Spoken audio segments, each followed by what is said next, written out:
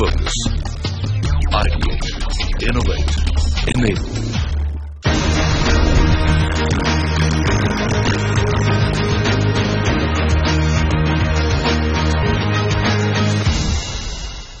Hello and welcome to The Winning Leap. I'm Devina Lasson.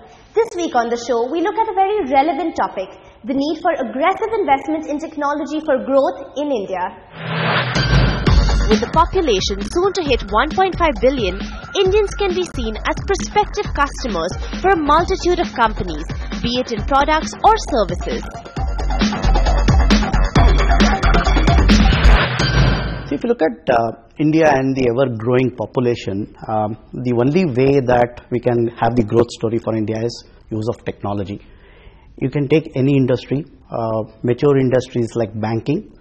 Technology will be used and is being used for customer service, for product development, for risk management, and even for just connecting with the consumers and customers, right?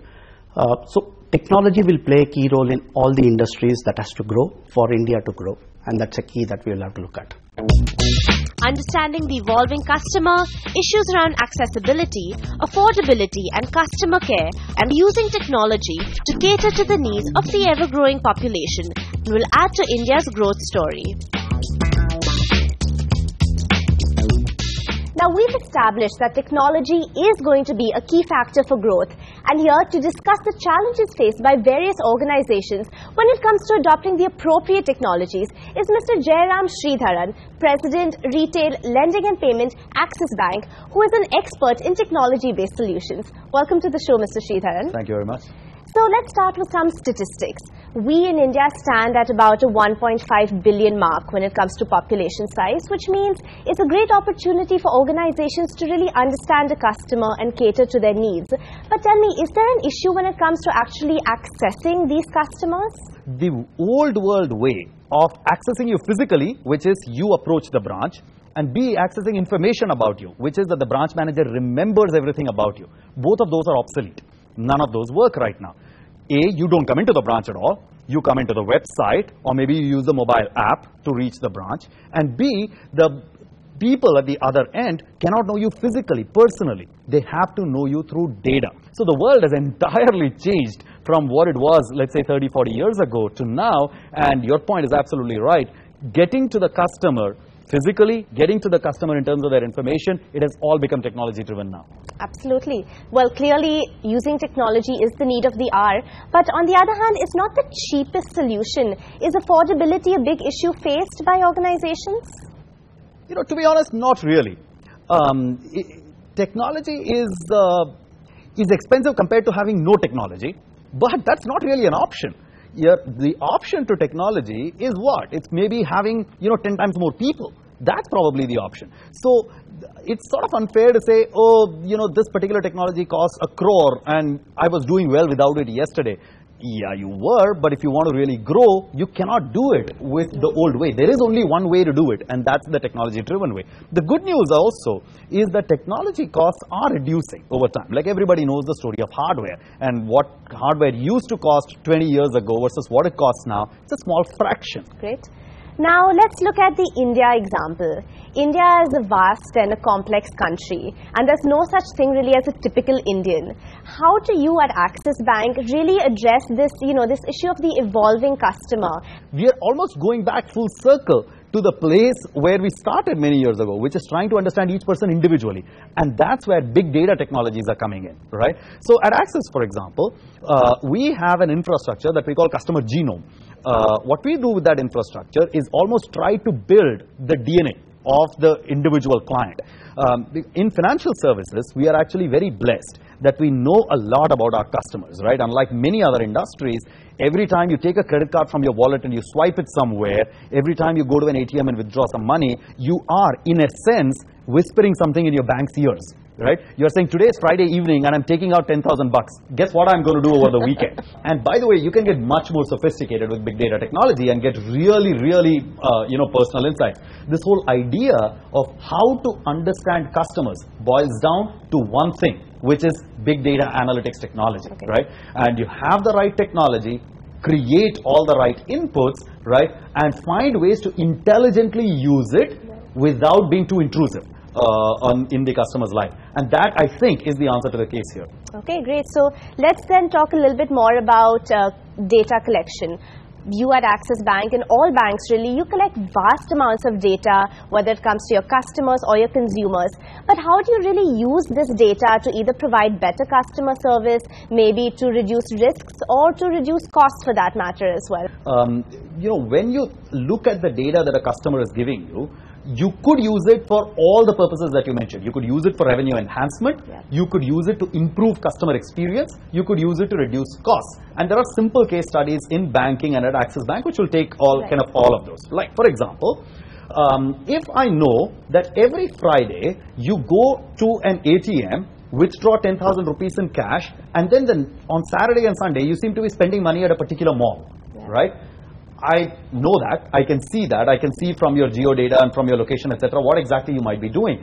So I might start sending, using big data technology, I might start creating offers and sending them to your mobile, essentially saying, hey, you know what, I've got a 5% off or a 10% off on CPK if you use credit cards instead of using cash, right? So I'm trying to influence your behavior here that, hey, don't withdraw cash, right? Just use plastic. You can do cost reduction, you can do revenue enhancement, or you can do improved customer experience. All three of them very much possible, happening right now. It's not the future. Technology is no longer the future. As somebody said, if you think technology is the future, you're probably living in the past. Absolutely. Okay, so one final question. So much technology being used across the board, mobile, for example. How are you at Axis Bank really taking cognizance of this and adapting your strategy to address the needs of a new age customer? There are many different things that we're doing. Let me illustrate by a couple of different examples. One is augmentation of our core mobile app. Okay. If you look at the mobile app of the bank, for example, you will find that it is very new age. It is very much built for the mobile. The second is create new products and services which are made for mobile. The third space that I would say is essentially entirely new services which banks were actually not offering at all because the technology didn't exist. We launched last week a service that we call PingPay. Okay. PingPay is a multi-social payments app. What I mean by that is essentially all your social network, whether you have Facebook friends, Twitter followers, WhatsApp buddies, whatever it is, right? Or your contact book itself. Yeah. Everybody is available to you on one payment platform called PingPay.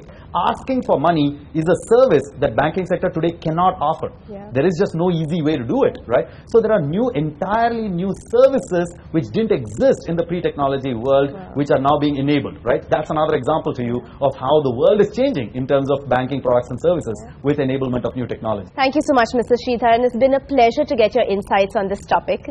It's now time for a very short break, but don't go anywhere because when we come back, we're going to look at the need of the hour solutions to some of the problems that we've discussed so far. Stay tuned.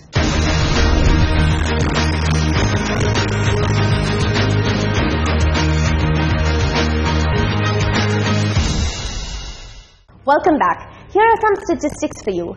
In 2004, there were 20 million internet users in India. In 2014, 250 million internet users. Up to 82% of mobile internet users access the internet for the purpose of social networking. With statistics like these, companies need to prioritize technology intervention to move with the times. So one of the key things is, of course, moving, to the mobile world. So you would have seen some of the very well-known e-tailers announcing in the news that they will move away from a website model to a mobile app only model, right? If you can bring in new collaboration models around video conferencing, around doing meetings over the e-channels, over virtual channels, I think that's also something which many of our clients are working on. If you look at some of the telecom companies, the way they are looking at their products and their services, it's all around trying to bridge the infrastructure gap. Technology intervention is also required to meet the demands of India's growing populace, with the likelihood that finite resources would be stretched unless there are some breakthroughs in technology. Technology intervention is clearly the need of the hour, and here to talk to me about some technology solutions across sectors is Satyavati Barera, Leader Consulting, PwC India. Welcome to the show. So let's start with just a basic question.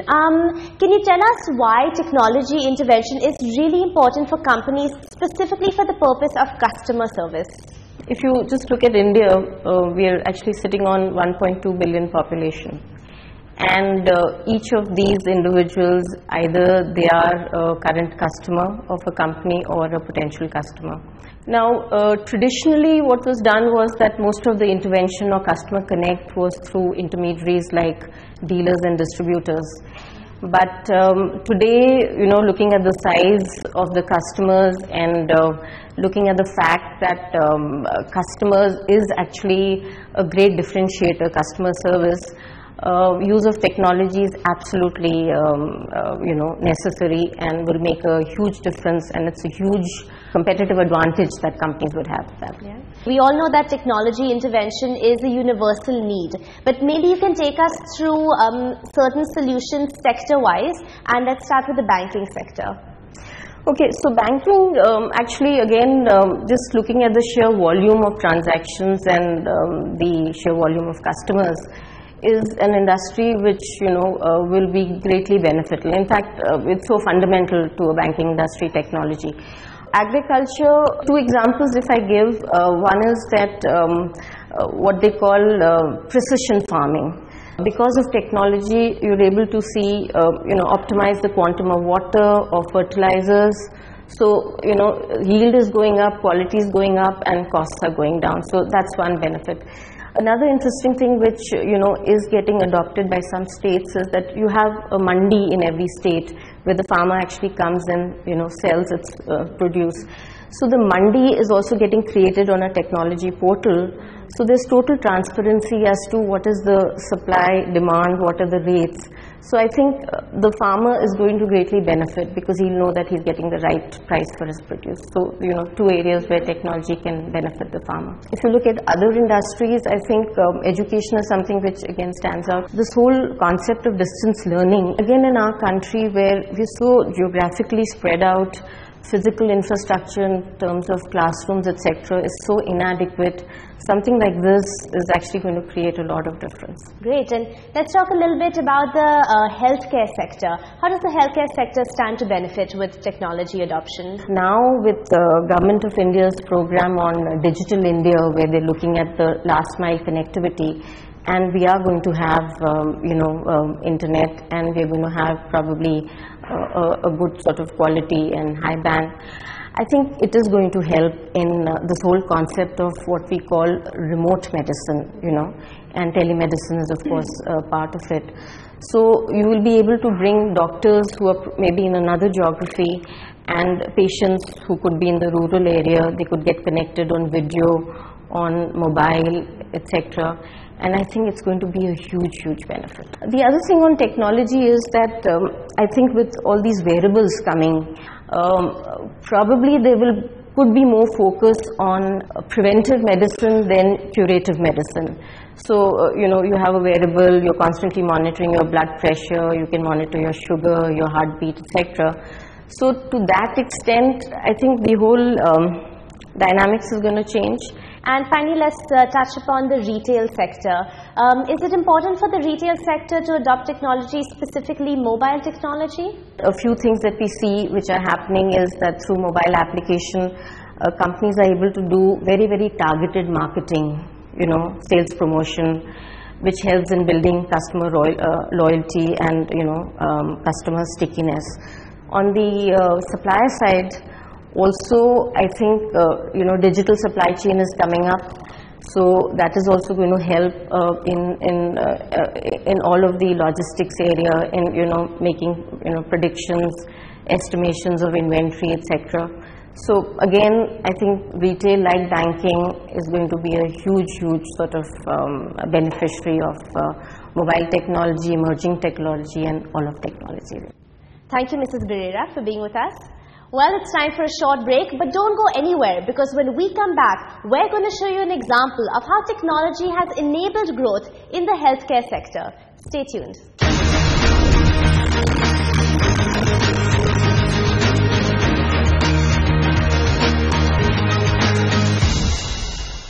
Welcome back to The Winning Leap. Now, we've talked a lot about how technology will be a universal change maker. It's now time to show you exactly what we mean. At the Apollo hospitals across the country, doctors have access to technology, which is revolutionizing healthcare delivery in India. Take a look. Apollo hospitals have set an example by leveraging cutting-edge technology for safe and effective healthcare.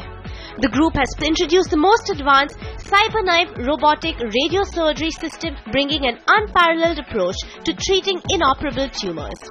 Revolutionizing preventive healthcare is the adoption of mobile applications to monitor heart rate and ECG rhythm by the patients themselves.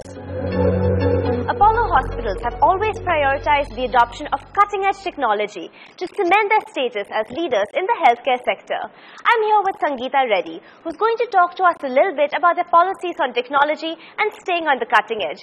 Ms. Reddy, welcome to the show. Thank you. Good to be here. Great. Let's start with a basic question. So Apollo hospitals have always prioritized the adoption of cutting-edge technology. So why is it important for you to constantly innovate with your technology? Well, basically the philosophy has always been the same, which is enable bringing the best to patients in India, making it affordable, and reaching out and treating as many patients as possible.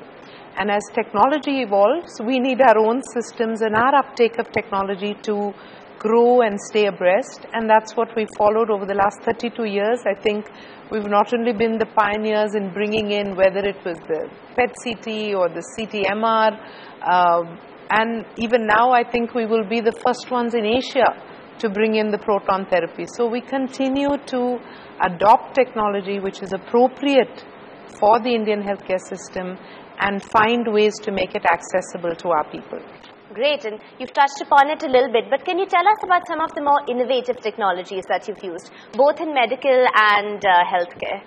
In diagnostic or early detection, I think one of my new favorites, and there are a lot of them, but one of my new favorites is really the non-invasive diabetes screening. Okay.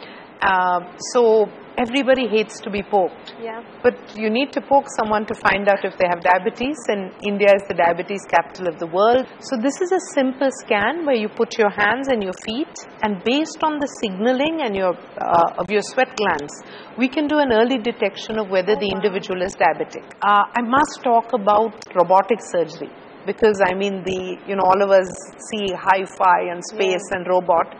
Robots are not taking over the theater, but what they are doing are becoming an enhanced tool for the surgeon. Okay. And finally, I must talk about technology which is enabling all this, from doctors with iPads. We message from our machines, the lab testing machine, to our hospital information system, to a doctor's phone. Okay. So the speed to his reacting to a patient is far quicker and better. And that's why we have some of the best outcomes, the miraculous cures, because there's so much science and technology behind the work. Absolutely. That sounds really fascinating. But were there any challenges you faced at the time of implementation and installation of the technology? Customs duty, the lack of awareness, no engineers to really support it in the beginning, higher prices because the installed base was low. We've been through all these curves, but I think now India is a pretty level playing field in terms of adoption of technology. Is it? Okay, so that really leads me to the next question. Why is it that more healthcare institutions and hospitals aren't really adopting it, or maybe not yet at least? Number one, there is a cost. And because we are, unfortunately in a country where universal health coverage hasn't become a reality, people have to pay out of pocket. And when you do that, use of technology enhances the bills, and therefore doctors are always striving to keep the bills low. So first priority would be for the medical consult, second would be for medication, and diagnostics comes a little later. It's the ecosystem to enable. It's insurance to enhance accessibility and affordability. It's a larger installed base, even further installed base. It's technicians who can run the machines so that you're using them well. It's training for doctors. All these are, kind of hurdles in the path of greater availability of technology. But again, I will say I'm the eternal optimist, and I think we've come a long way. That's great.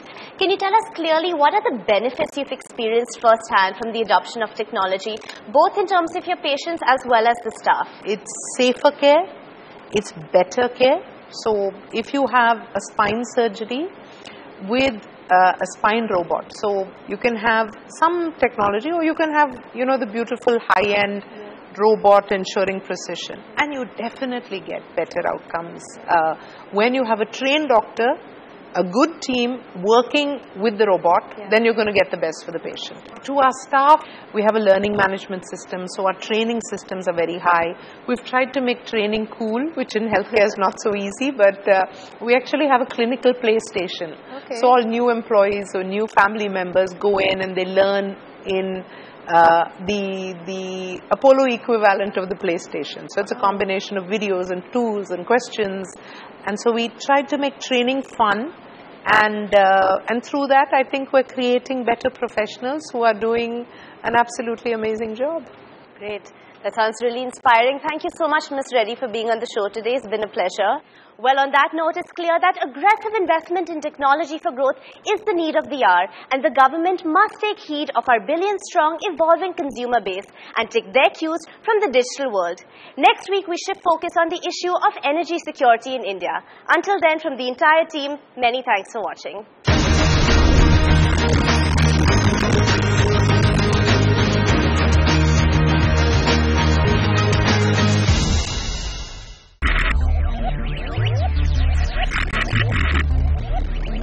Focus, ideate, innovate, enable.